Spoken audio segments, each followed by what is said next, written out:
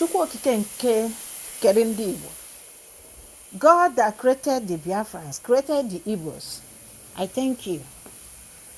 Thank you for the life you've given us. And thank you for allowing us to continue to exist in this land. We honor you, we glorify your name. Ise, Ise, Ise.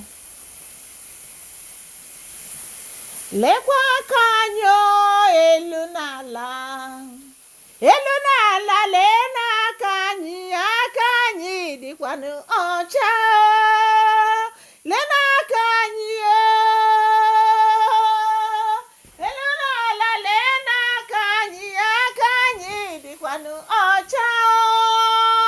Lee n'aka anyị ụmụ Naịjirịa elu n'ala lee n'aka anyị dịkwanụ ọcha.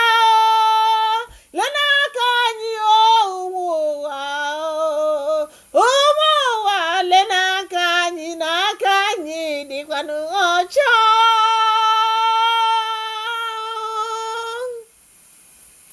Chọwara m ọkụkọ m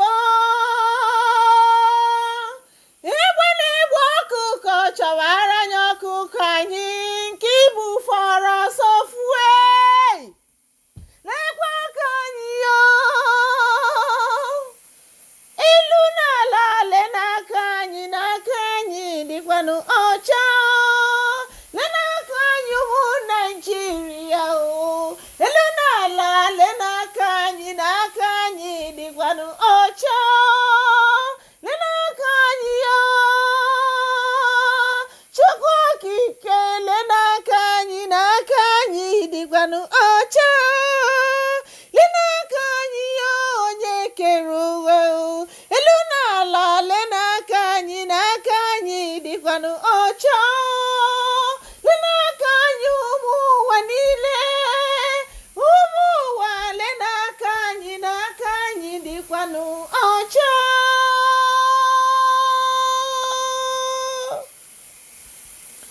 God, we thank you. Continue to protect us. Ọkwa ọfọ ndụ ka m na-agọ n'isi ndị Igbo niile. Ebe ọbụla onye nọ, Chukwu nna, ndị enu na ndị ala, ndị egede, ndị mbụ na ndị egede, ndị ichie be nna, ndị ichie na ndị ụmụada na ụmụ ọkpụ, ndị enu na ndị ala, ndị akwụkwọ na ọgwụ, ndị anyanwụ na agbara, ndị mmiri, ndị